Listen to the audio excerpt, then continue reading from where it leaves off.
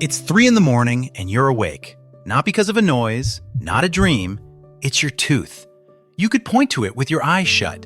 And it isn't really pain anymore, it's a rhythm. There's a heartbeat in your jaw now, and it has opinions. You've tried everything: painkillers, cold water, hot water, pressing the side of your face into the pillow, like that's a treatment plan. So you lie there, doing math on how many hours until someone picks up a phone and says the word appointment. Okay, now take the dentist away, take the phone, take the clinic, take the appointment. It's 59,000 years ago. That tooth still hurts, and somebody still has to do something about it. Chagyrskaya Cave, Altai Krai, southern Siberia. It's a Neanderthal site, and it's handed over teeth and stone tools. In May 2026, a team publishes a paper in PLOS ONE about one of those teeth, a lower second molar. It belonged to an adult. It's about 59,000 years old, and it's cataloged as Chagyrskaya 64. There's a cavity in it, a big one. It runs across nearly the whole chewing surface. And a cavity by itself is not a story. Teeth rot, that's the one hobby they have. Nobody publishes a paper because a molar went bad. That's not news, that's a Tuesday. The story is the shape. Inside a tooth, there's a pulp chamber, the soft part where the nerve lives. It has a normal shape. The hole in Chagyrskaya 64 is not shaped like the chamber it opened into. So the team looked closer. This is where it stops being funny. So here's what they found. 2 furrows, parallel, step-like, with V-shaped profiles and cross-section. Maximum width 0.294 millimeters. That's 0.3 of a millimeter. Something with an edge sat in there and cut down, twice in a line. Then, the striations. Fine linear scratches parallel to the cavity walls, not scattered, not random, lined up. The authors say those marks could result from rotational motion, a tool's working edge turning. That's a conditional, and it's theirs. And then, the part everybody quoted. The cavity isn't one hole, it's 3. 3 interconnected depressions, partially overlapping. It wasn't formed in one go, it formed in at least 3 distinct stages. You just did something in your head. I did it too. 3 stages sounds like 3 visits. Somebody starts, somebody stops, somebody finds the same tooth again. The paper does not say that. The paper says whether those depressions formed at separate times is unclear. Their preservation states don't differ enough to tell them apart, and there's no evidence they came from more than one go at treating the tooth, though that can't be ruled out. The authors are the ones telling you to slow down. And there's a planar objection here too. Decay on a chewing surface doesn't start as one hole. It starts in the pits and grooves, in more than one place, and spreads until they run together. 3 overlapping depressions is also what ordinary rot looks like. So, 3 depressions, at least 3 stages, and nobody can tell you whether that's one bad afternoon, or 3 visits, or a tooth quietly coming apart on its own. That isn't a hole in the story.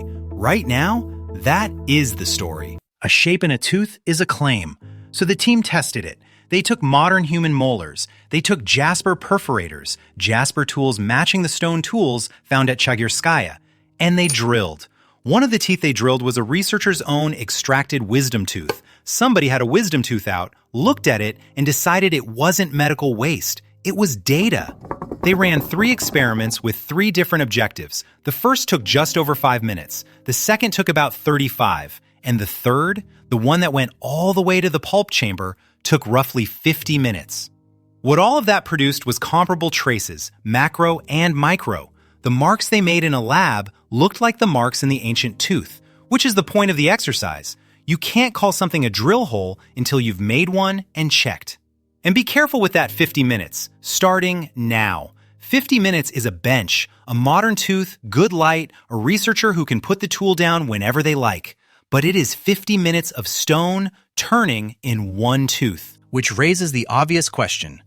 Why would anyone do that on purpose? The answer is pressure, and it's worse than the procedure. When the pulp inside a tooth gets inflamed, you get pulpitis, and pulpitis is pressure. The soft tissue is sealed inside hard tooth, and it has nowhere to go. So the pain isn't the rot, the pain is the pressure, which means if you open the chamber, you release it. A Paris dentist, Leon Pariente, describes exactly this. Drilling into the chamber, in his words, immediately releases the pressure. Immediately. That's the word he uses. Not eases, not over the next few days, immediately. But there's a second half to it, and the authors state it carefully. Pulp exposure, they write, would have accelerated nerve destruction, after which the pain should have disappeared. Should have. That's their word, not mine. Nobody has ever asked this person how the week went. But if it worked, it didn't work by healing anything. It worked by destroying the nerve. The relief isn't repair. The relief is the end of the part of a tooth that can scream. And then there's the detail I can't stop thinking about. The walls of the cavity are smoothed, rounded contours, and there's polish on them.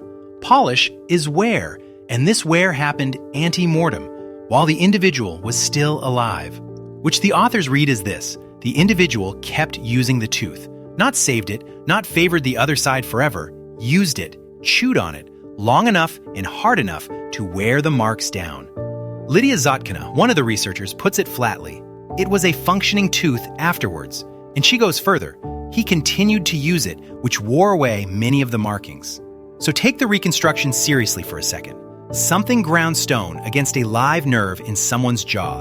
And afterwards, that person went back to eating. That's not a fossil, that's a mouth. I've spent 5 minutes selling you a story. I owe you the other side, because a lot of very serious people are not buying it. Christopher Dean is an emeritus professor of anatomy at University College London, and I want to be precise about what he says, because it's easy to shrink it. His version, the hole came from an injury, bite a stone, break the tooth, and decay did the rest. No drill, no procedure, just bad luck and time. That's not a smaller version of the paper's story. That's a different story, with nobody in it. He also doubts the premise, decay developing that rapidly in one back tooth. And the scratches? Dean has an answer there too. Some kind of modified toothpick that could be twisted round in the tooth seems more likely to me. A toothpick. Twisted. That's it. And that's not a fringe idea. Neanderthal toothpick use is documented. At Cova Ferrata in Valencia, toothpicking alongside periodontal disease. Leon Pariente, the dentist from the pressure explanation, agrees the toothpick may be more plausible than drilling. The described tools and movements seem difficult for me to envision, especially if the individual is in pain and moving. That's a working dentist telling you he can't picture the hands. And here's the honest part, from the authors themselves. Even taking the drill as given, they say they cannot tell whether removing that much tissue was, quote, a conscious choice or resulted from the imperfection of the instrument used and the softness of the affected dentin. Even the side arguing for a dentist can't tell you if the hole is that big because somebody meant it or because the tool was bad and the rot was soft. I'm not going to hand you a clean ending. There isn't one. The authors couldn't test the original specimen. Not ethically permissible. They couldn't replicate a real mouth. And Neanderthal teeth aren't shaped like ours. That's a real limit. There's a tidy line I want to say here. Fine, drill or toothpick. Either way, somebody was working on that tooth, and we're only arguing about what to call it. I'm not going to say it because it isn't true. Dean said no procedure. He meant it. If he's right, nobody treated anything, nobody helped anyone, and the hole is a break that went bad with a stick in it afterwards. The disagreement doesn't stop at the label. It goes down to whether there's anything to name. Here's what's on the table.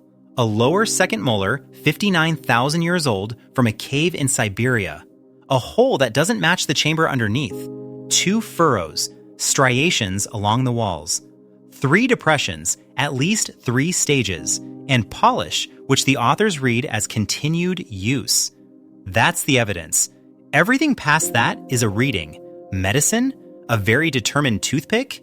Or a bad break and rot and nobody trying to fix anything at all? The people who look at teeth for a living do not agree. The title of this video is a question because the answer is, which brings it back to you.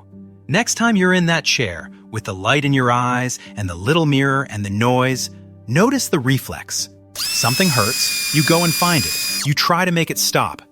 That might be 59,000 years old, and the might is the whole argument.